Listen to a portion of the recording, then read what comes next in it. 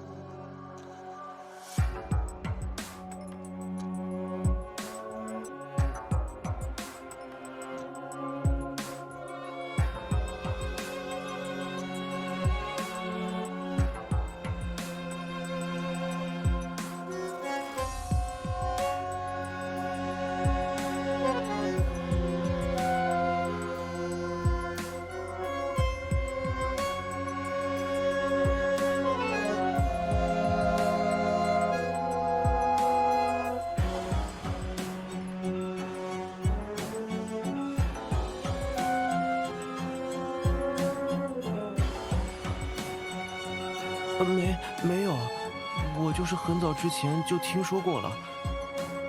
太原小姐，相信我，我真的曾经在怀峡区看到过。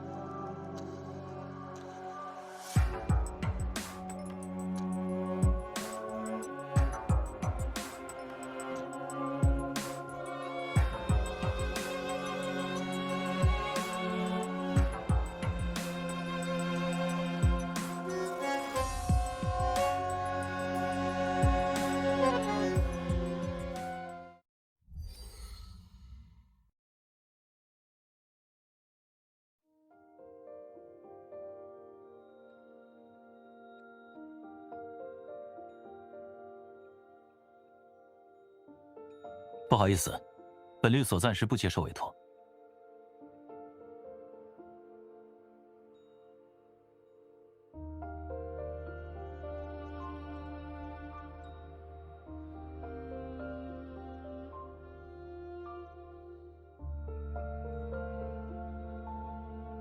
在河区市，这件事已经无人不知了吧？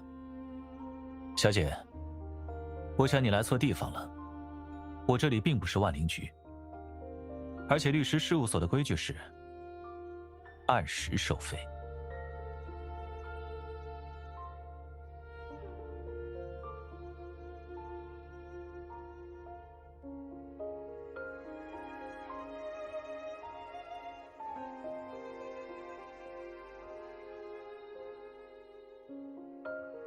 你的恋人？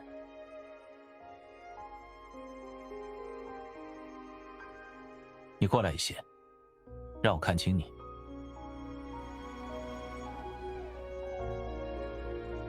天黑了，而我的视力不太好。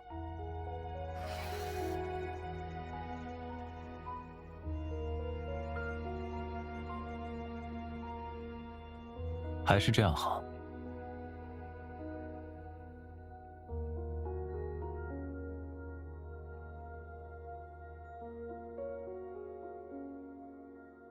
很简单，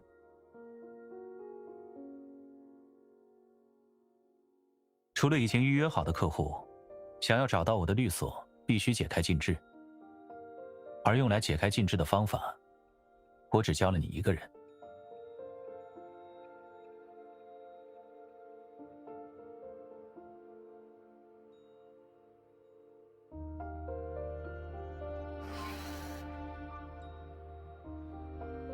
你会相信我吗？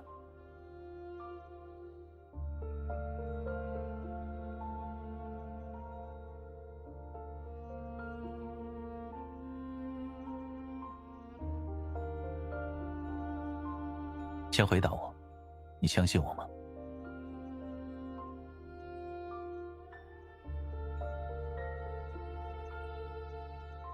我就知道你会这么回答。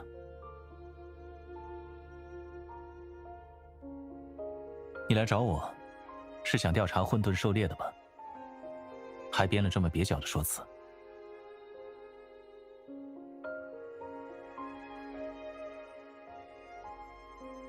你说的是人类律师，我们妖怪律师童叟无欺。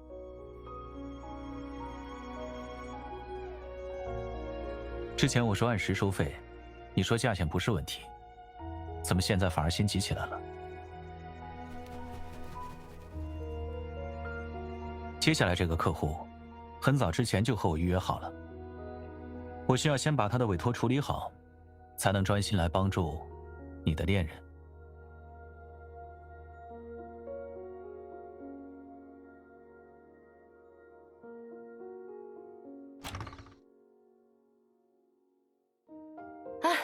我说左山，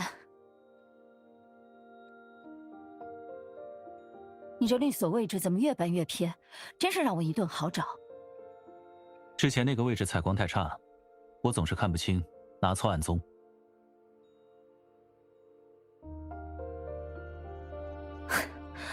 你这眼睛，还不是你自找的？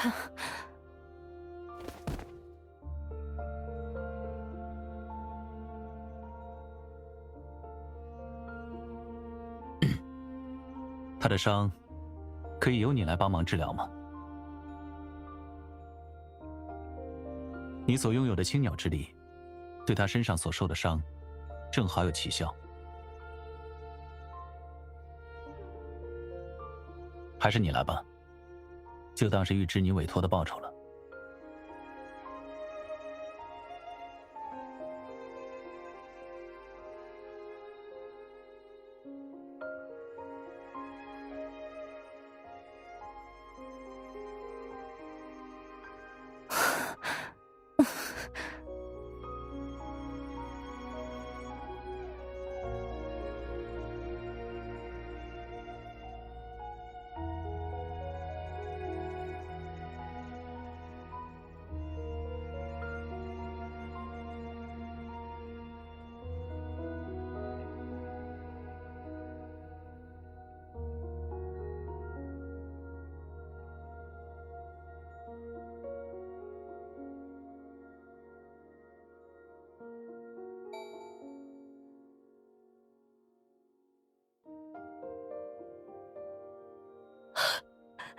子怡，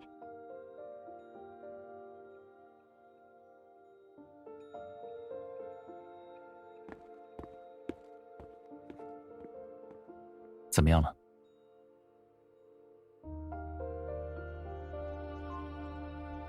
他叫翟星，是一只当户。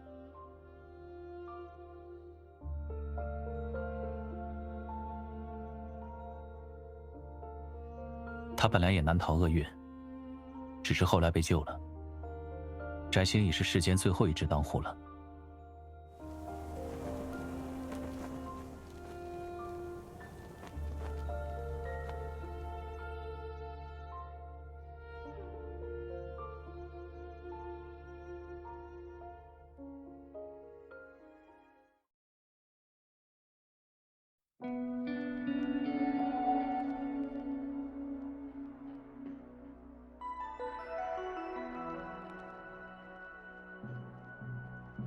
流言大抵如此，不过是水中窥月，非要说的像是亲手摘了月亮，眼见都未必为实。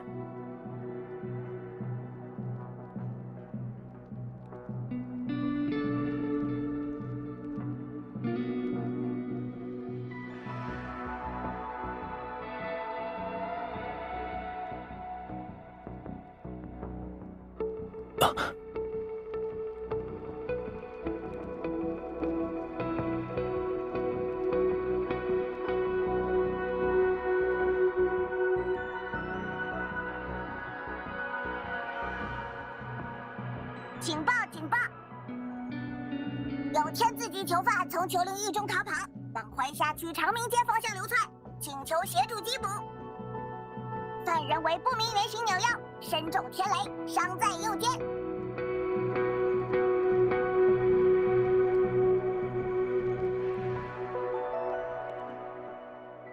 给我一点时间解释。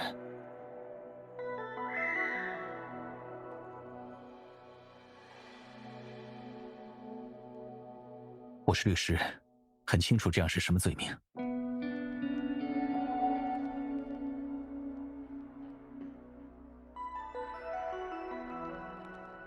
但如果我在你这里还有信用的话，我愿意给他担保。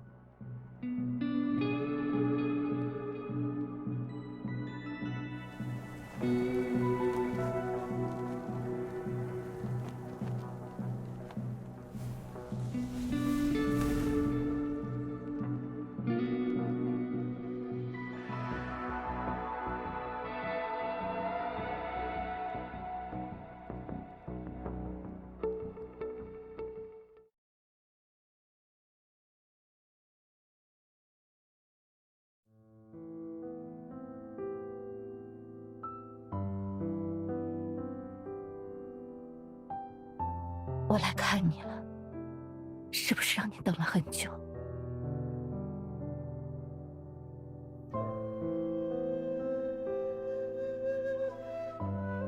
就给他一点时间吧。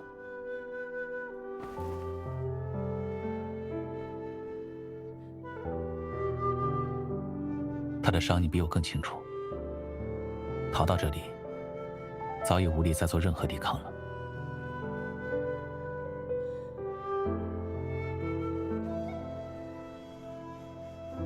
他拼尽所有也要来这里。若你当时在律所出手，凭他的意志和修为，你很难全身而退。你还没有查到混沌狩猎的真相，真的甘心？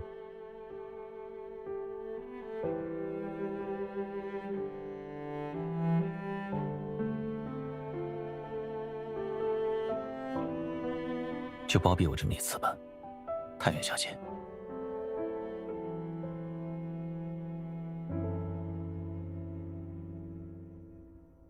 那拿混沌狩猎的真相跟你等价交换呢？既能找到真凶，又能缉捕逃犯，对你百利而无一害。帮助我的客户完成他的心愿。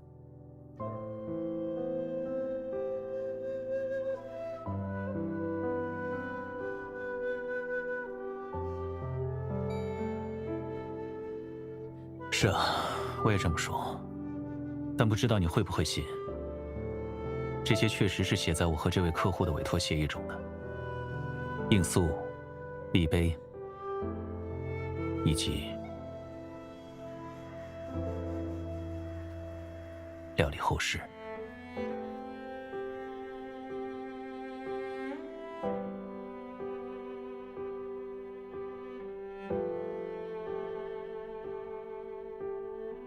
我不是神，本就做不到保护所有人。更何况整场庭审中，翟星让我不要做任何量刑辩护，所以虽然罪名是过失杀人，他却依旧被从重判罚了。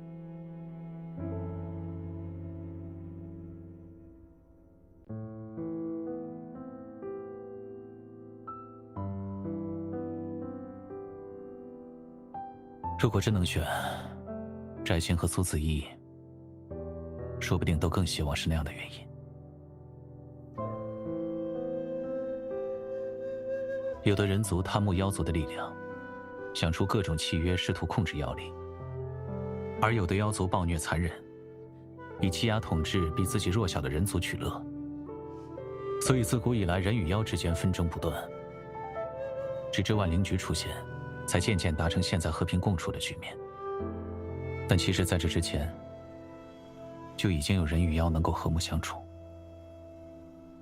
甚至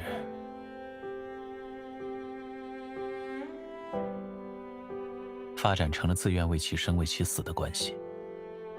可凡人百年于妖怪来说，也不过俯仰一瞬，越是接近尽头，越是难以割舍。当然，怎么会没有用过？对于上古大妖来说，延续人族的寿数并不算什么难事，但这样的方法无法长久。人族的身躯太过脆弱，终于到了承受妖力缝补的极限。翟星寂寞了太久，而苏子怡又比正常人族活得更久。长相厮守太过美好，他们开始贪心。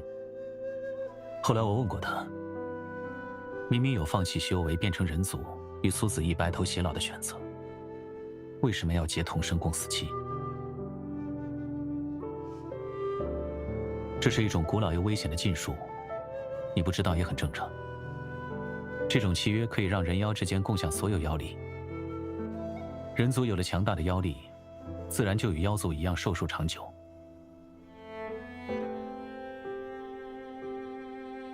没错，若是出现一点纰漏，结界的人族就会爆体而亡。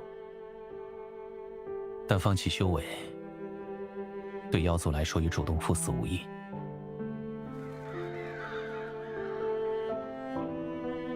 谁又能那么轻易就心甘情愿地主动赴死？更何况是面对爱人的祈求。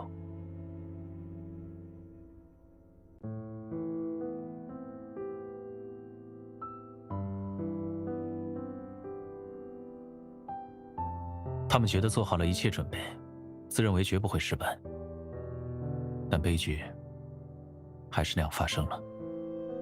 其实我比万灵局先找到他们。翟青满身是血，求我将他的妖骨植入苏子怡的身体里，以命换命。亲眼看到爱人死在自己的面前，终于让翟青明白，对他来说，最重要的究竟是什么。可一切已经无法挽回了。他放弃了所有能为自己脱罪的辩解，将随之而来的一切劫难问责视作对自己的惩罚。是啊，苏子逸也只是想要活下去，但他死了，翟星却还活着。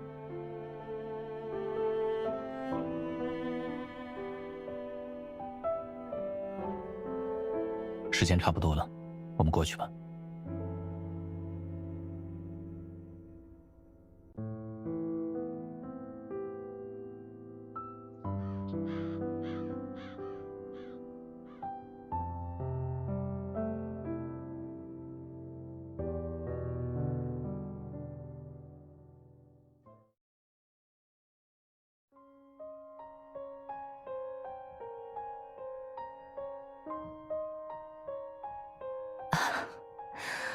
我还有最后一件事要办，结束后我就会回秋灵域。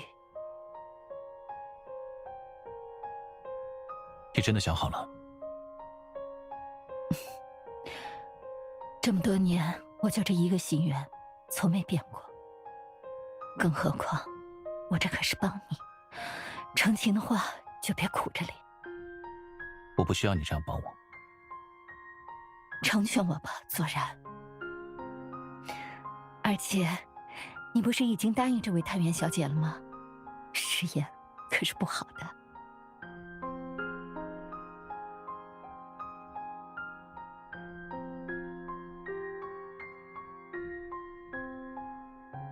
哼，怎么这么快就忘了？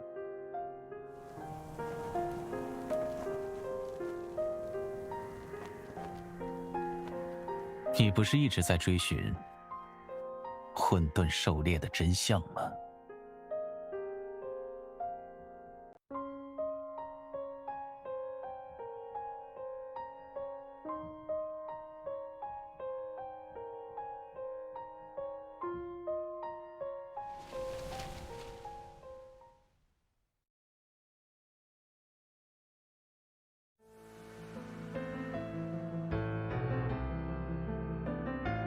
天地初开，众生混沌，妖骨显形，万物归一。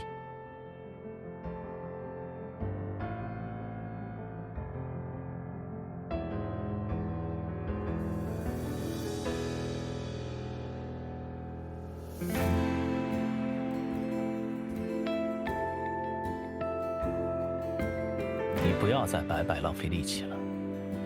翟星一心求死，我这是帮他。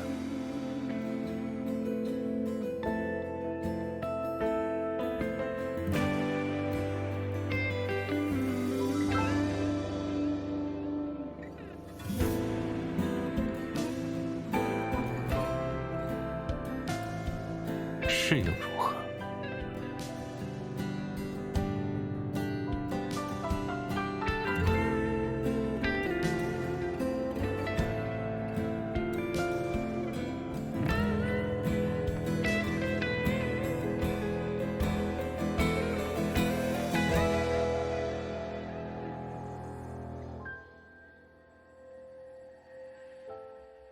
闭嘴！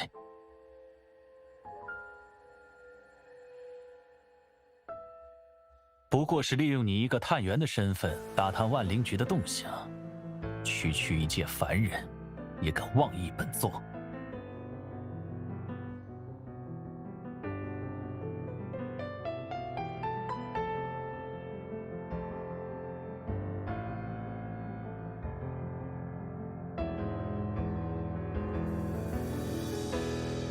本座对于自己的食物还能抱有什么感情？倒是他们，的确该觉得荣幸。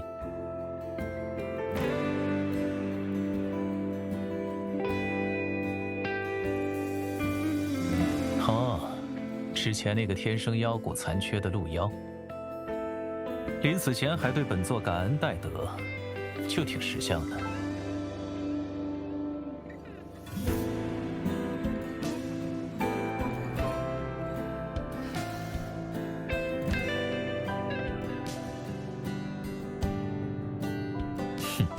想抓本座，可没这么简单。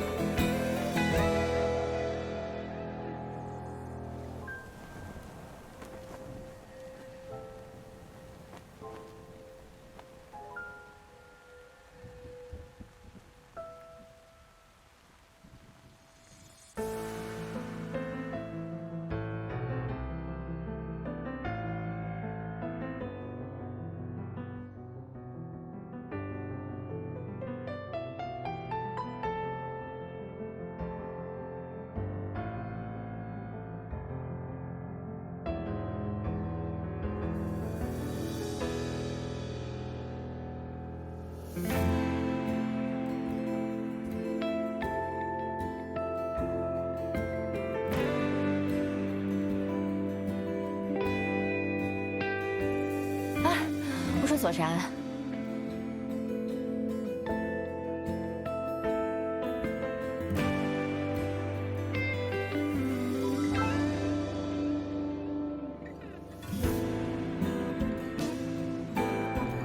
你真的决定要帮忙建立什么万物局吗？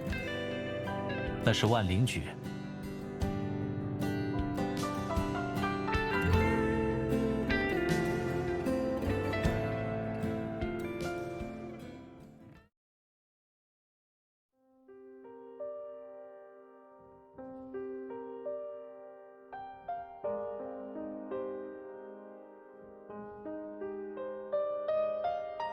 人妖之间经过这么多年的争斗，终于能达成平衡，实属来之不易。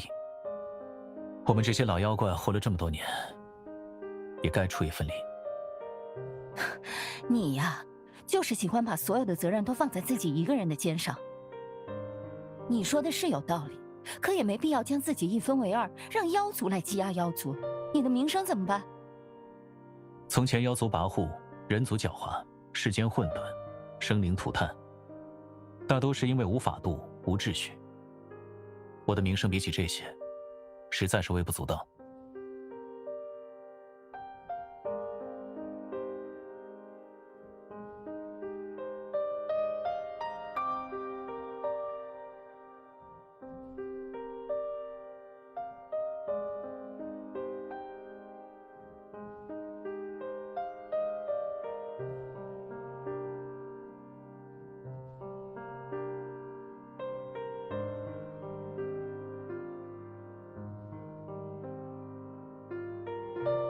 但这是要将你身上所有的恶念全部剥离开，对你来说损伤极大，还有妖力。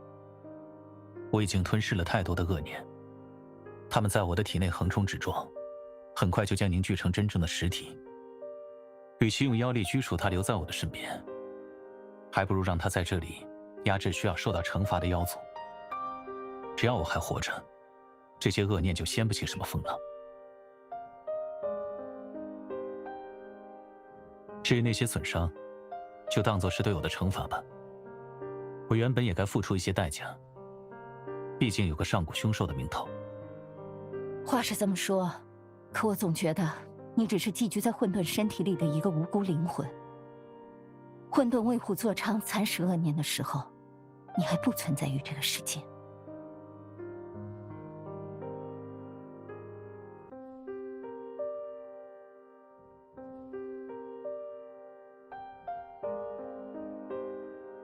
世人若知我是混沌，岂会听我解释其间种种？我既有混沌之力，有些责任是逃不过的。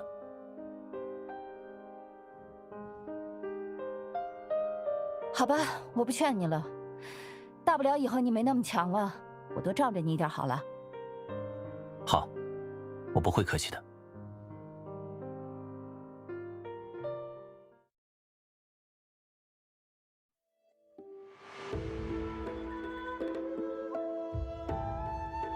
守身如一，念爻引离，分。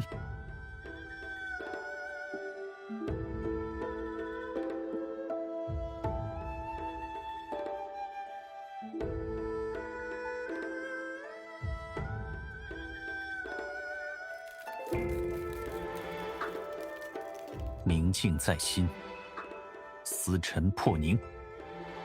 聚。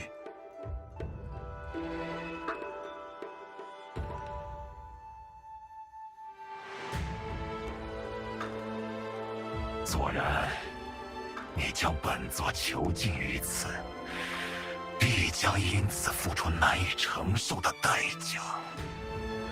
世间灰暗阴翳太多，若能以我之力涤荡清除，无怨无悔。无怨无悔？你最好说到做到。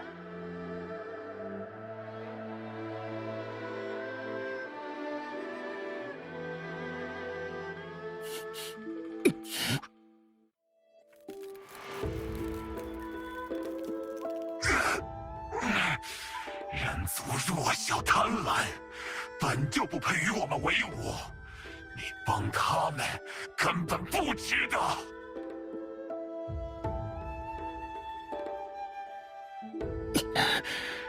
混沌恶名远扬，为虎作伥，因你而死，或死在你手上的人妖两族不计其数。为人混沌，或可称为优柔寡断；为妖混沌，则终至天平失衡，苍生涂炭。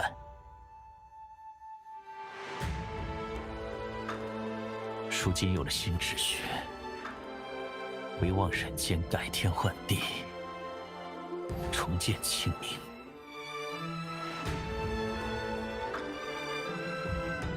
就当为你赎罪了。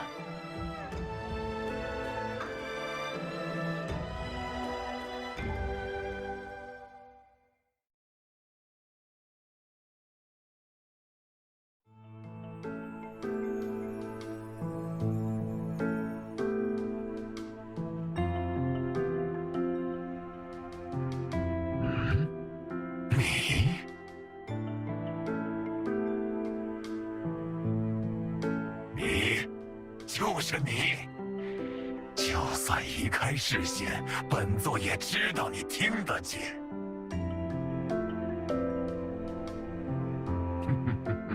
自然，本座既有修炼而成的肉身，也能幻化成一道意识。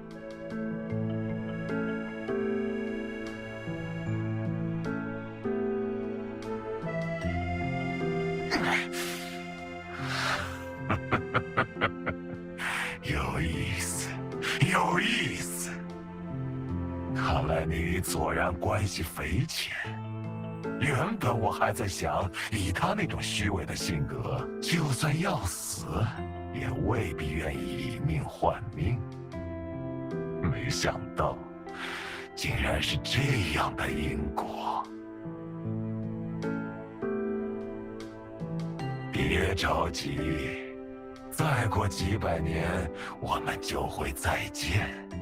想到这个，本座都觉得被关在这里也没那么暗无天日了。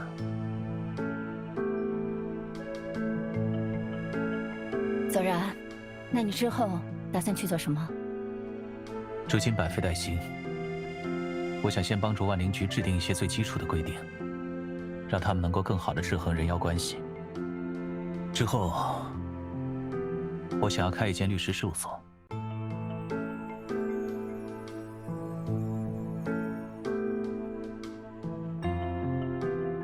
你要当律师？对，反正我现在的妖气也散了大半，平时扮成人族也不会有人怀疑。我想过正常的日子，顺便帮妖族适应今后的新生活。听上去还挺有意思的，加我一个呗。当律师那么忙，苏子怡能受得了和你聚少离多？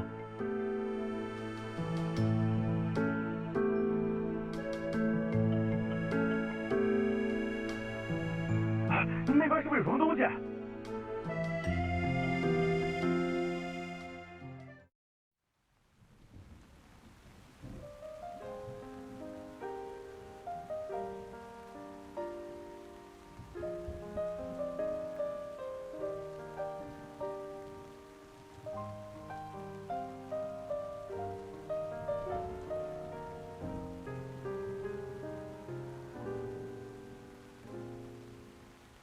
这么强的妖气，是不是得上报局里？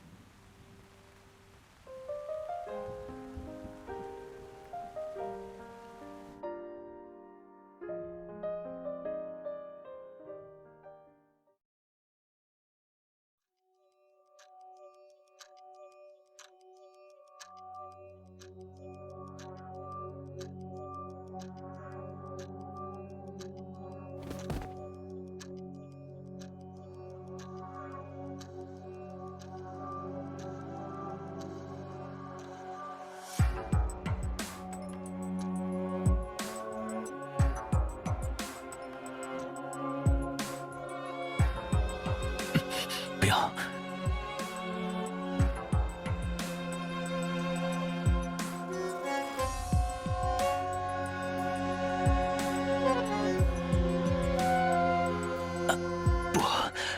不要靠近我！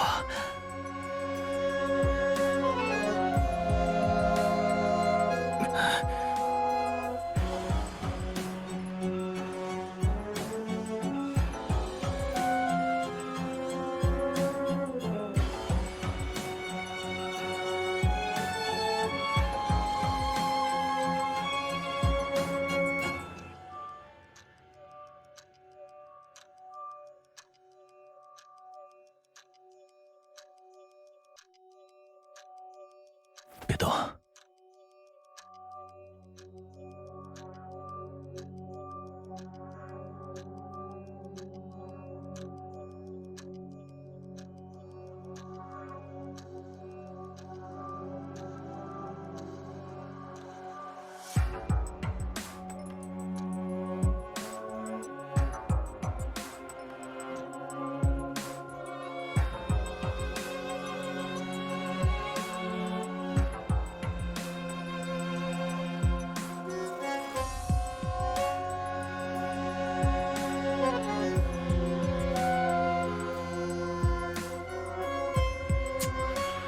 身为混沌凶兽，连吸取妖力都做不到了，真是没用。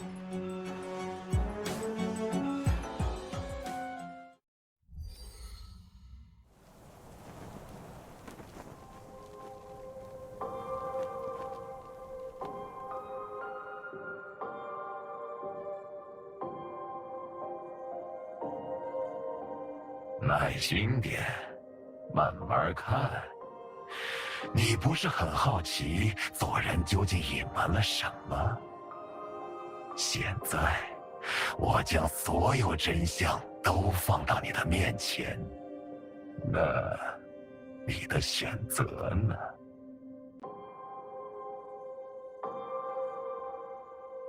行走世间这么多年，看过太多离合悲欢，红尘滚滚，我还自诩身外客，哪里想到有一天，只为了一点私心，我就要用这种低劣的障眼法，去蒙蔽一个人族。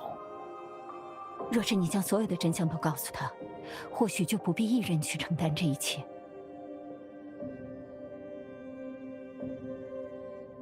将一个无辜之人拖拽进这本不属于他的宿命，承担不该承担的，那是逃避责任。你是害怕吧？怕你有一天会和当初的我一样。可你比我幸运，你还没有问，就已然确信他会为了你而死。不是为了我，他这个人呢，总有一腔孤勇。人世喧嚣，他都觉得与自己息息相关。我能做的已经不多了，若能让他将行的路平坦几分，成为路上长街，又有何妨？哪怕这长街是用你的尸骨砌成的。那你呢？为了妖骨，你与人族无异，回到丘陵域只有死路一条。可你还是要这么做。咱们这些老妖怪啊，活得久，却一个不如一个通透。我也没有你想的那么伟大。你不知道我有多么想活下去。活下去，和他一起看这个他所热爱的世界。老朋友，接下来就要你帮我演一出戏了。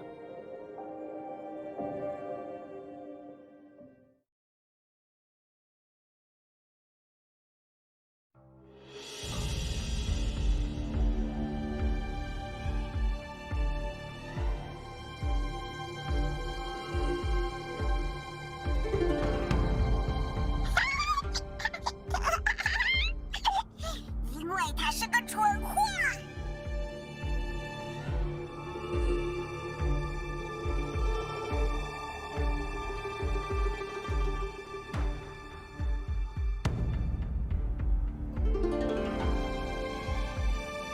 虽然现在这么衰弱，虽然我的本体尚不能离开丘陵域，分出一道意识，附身点小玩意儿又不难。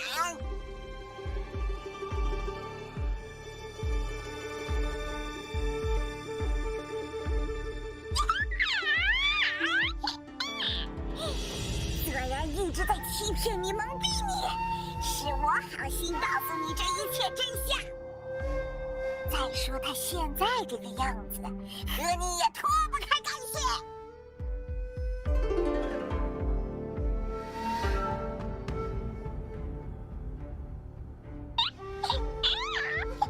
你还记得我们第一次见面吧？那可不是幻境，而是真正的穿梭时间。不然，你怎么可能用自己的妖力恐吓本尊？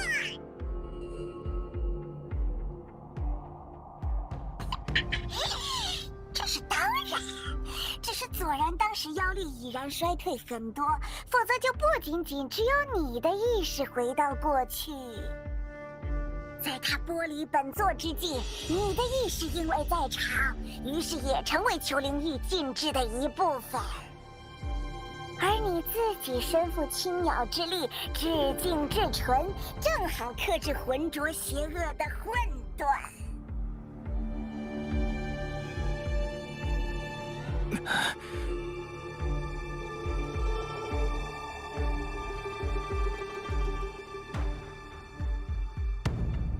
没错，所以只有你才能真正治好他。只要你将所有的青鸟之力都给了他，他就能……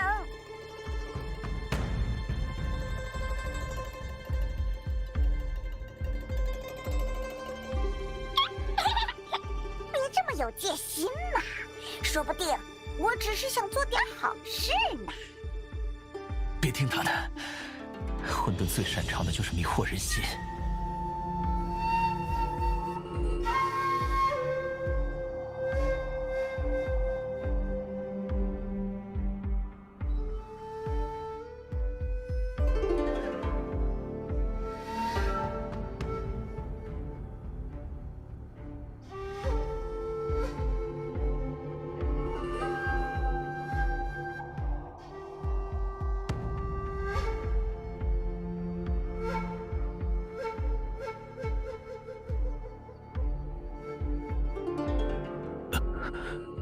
怎么会知道这些？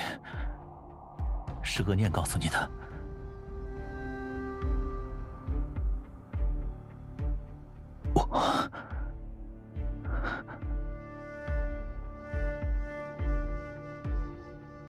调查双鹿案的时候，我第一次在你面前使用妖力，你说有些熟悉，我便有所猜测。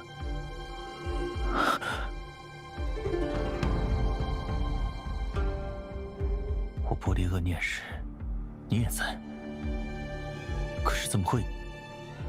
是我吸收完摘星妖骨的那时候。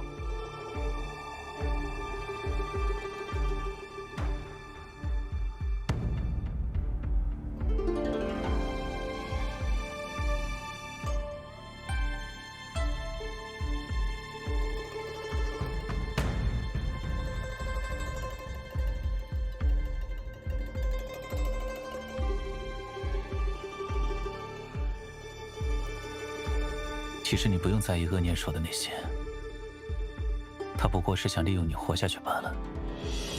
我活着，对他的禁制就一直存在。我要是死了，或许是因为他是由我带到这个世间的，所以将他抹除对我来说并不算什么难事。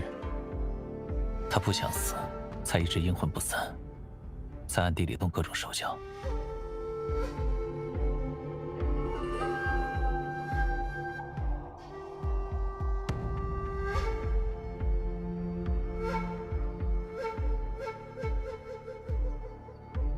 没关系，真的，我已经活得够久了。就算天平那端不是你，我也依然会做出这样的选择，只是可能没有这么轻易而已。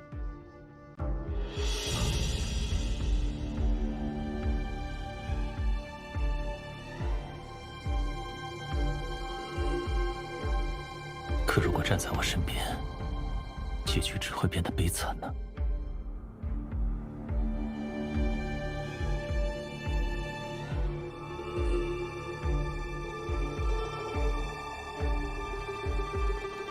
是翟星，他好像快要不行了。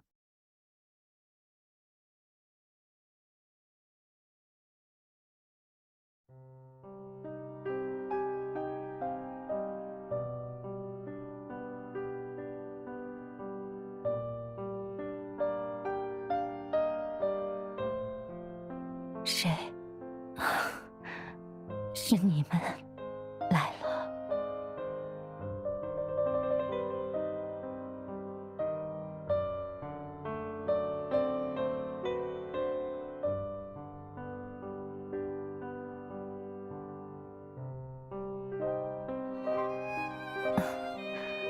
多谢。要是我们能有多点时间相处，说不定会成为很好的朋友。翟星，你现在真的得偿所愿了吗？当然，能让你欠我一个人情，还能像子怡一般死去。蜉蝣绝学，马衣如雪，心之忧矣，误我归睡。左然，记得把你的律所清好点的位置。现在的地方真的很……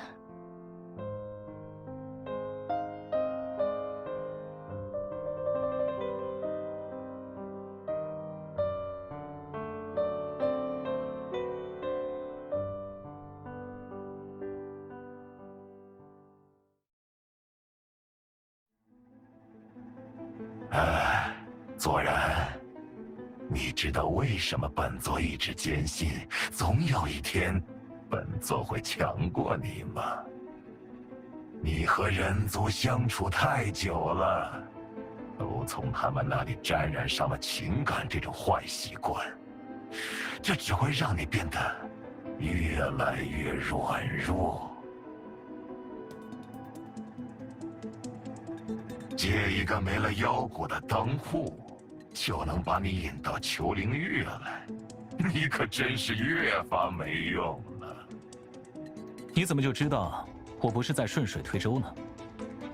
你想见我，但说不定我也一直在找你，在背后动了这么多手脚，就为了苟且偷生。该结束了。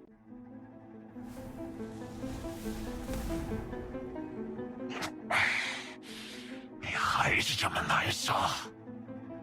还好，你还挺容易杀的。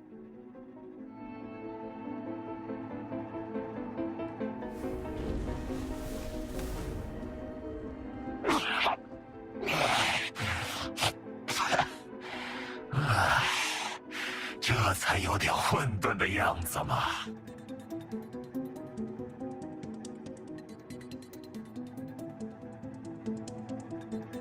看来你已下定决心要与本座同归于尽，但你还没问过另一个人的意见。我的问题，你现在有答案了吗？耐心点，慢慢看。你不是很好奇左然究竟隐瞒了什么？现在，我将所有真相都放到你的面前，那你的选择呢？闭嘴！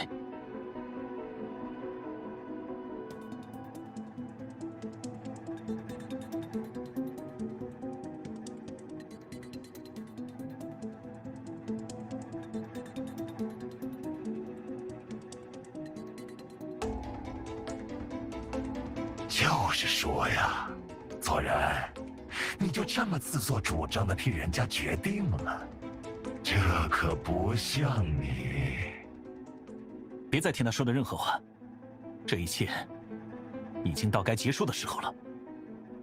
由我开始，自然也该由我结束。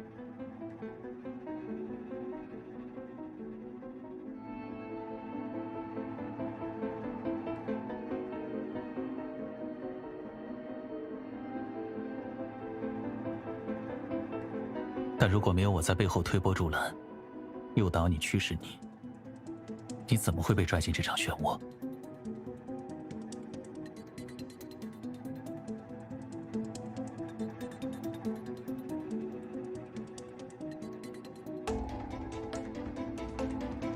义无反顾吗？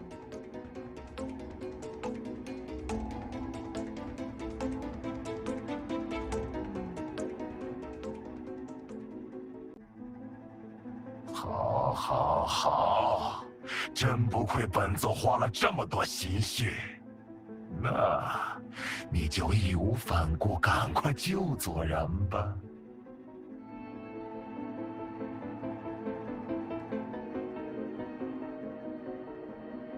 什么？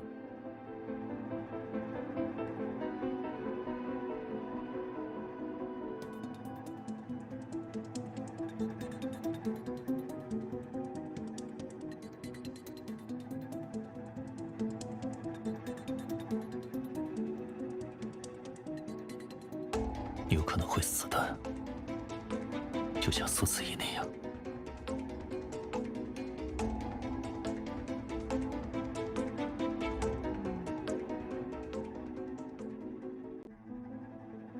你没有见过当时那个情景，你不会懂的。我要怎么做到亲眼看着你死在我面前，连尸骨都不剩？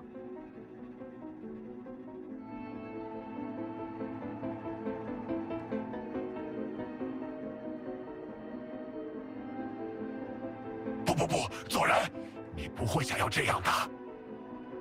你那么厌恶我，拼死才将我剥离，与我再次融合，只会让我玷污你那好不容易干净了的灵魂。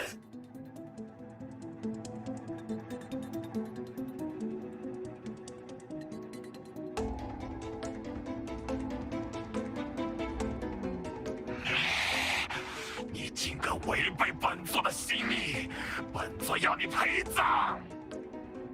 你们全是疯子！既然都发疯不想活了，那就都去死吧！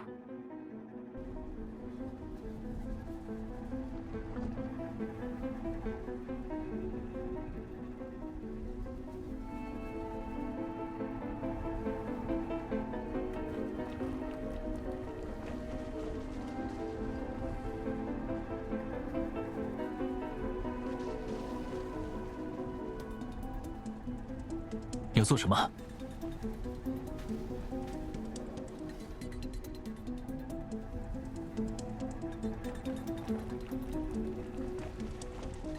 一定要这样。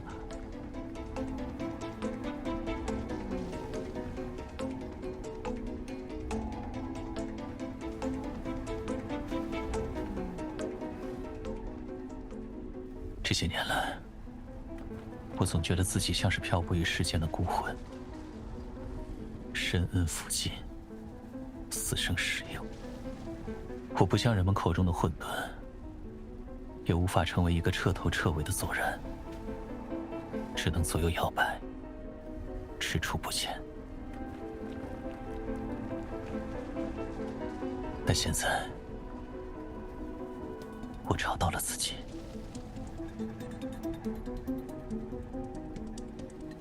我念一句，你跟着我念。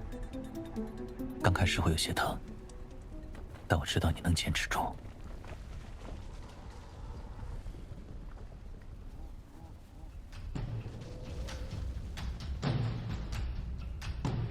抓紧我！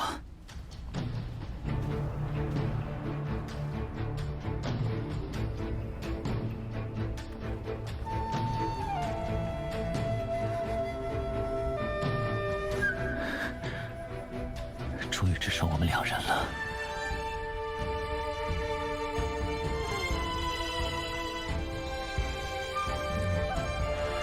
这真是太冒险了。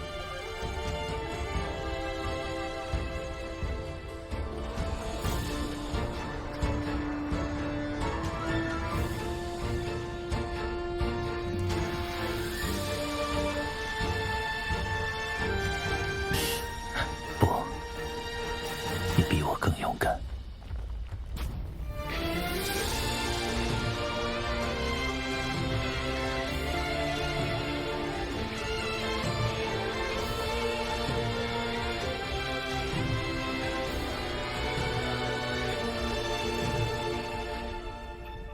好了，别再说了。不会的。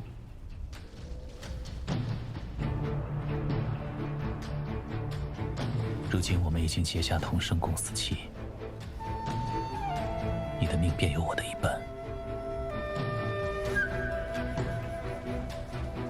未经我的允许，谁也不能夺走它。为我而活，就像我为了你那样。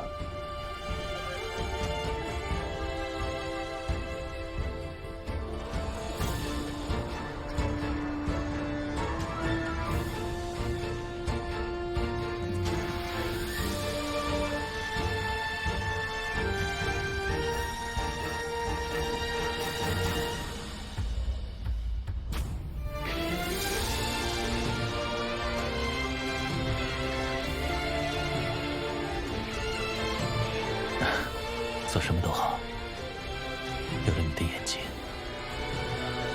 我就能和你一起直视月亮。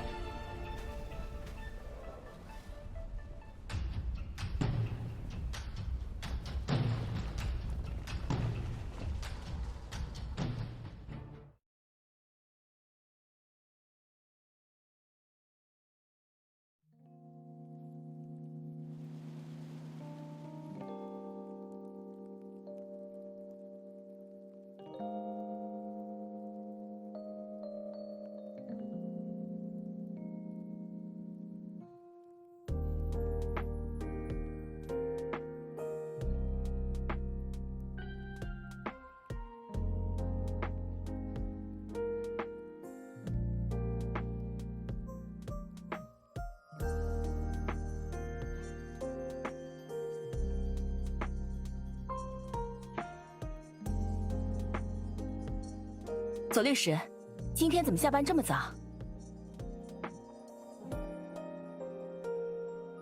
我太太出差快要回来了，点名想吃我做的菜。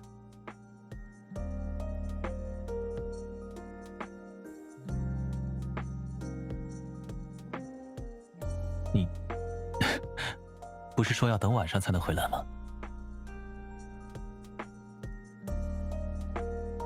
好，那我们回。回家，想吃什么都给你做。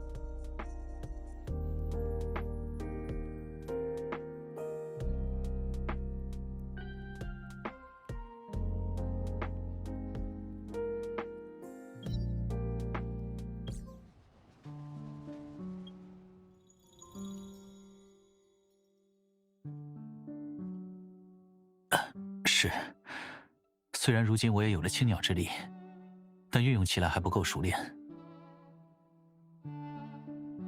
加之恶念与我剥离太久，想要完全压制，尚有些困难。要怎么做？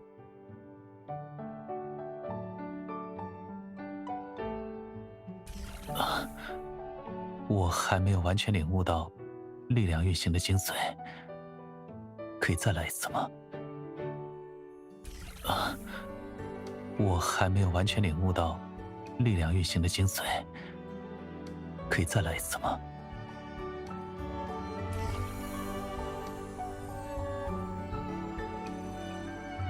既已共享五感，那是不是就算我不说，你也能明白此刻我心中所想？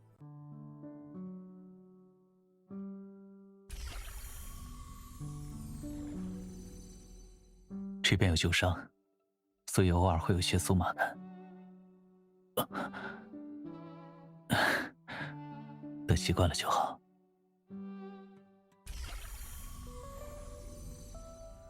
自节气成功，我就不需要戴眼镜了。能像这样毫无阻隔的看你真好。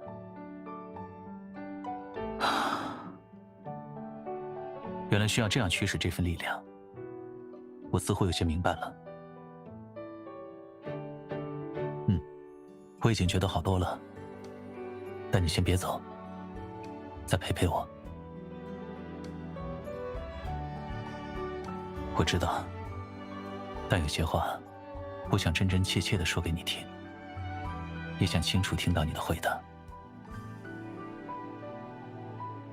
比如你每次答应我的请求时，心跳会自然加快；又或被逗笑时，鼻子会微微皱起。这些都是五感共享所不能替代的体验，不仅无比珍贵，而且日久弥新。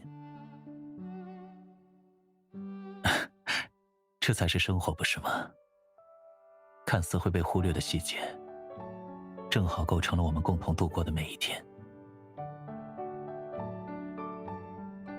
是啊，我可以再一次看阴晴圆缺，日升日落，还有最重要的，你。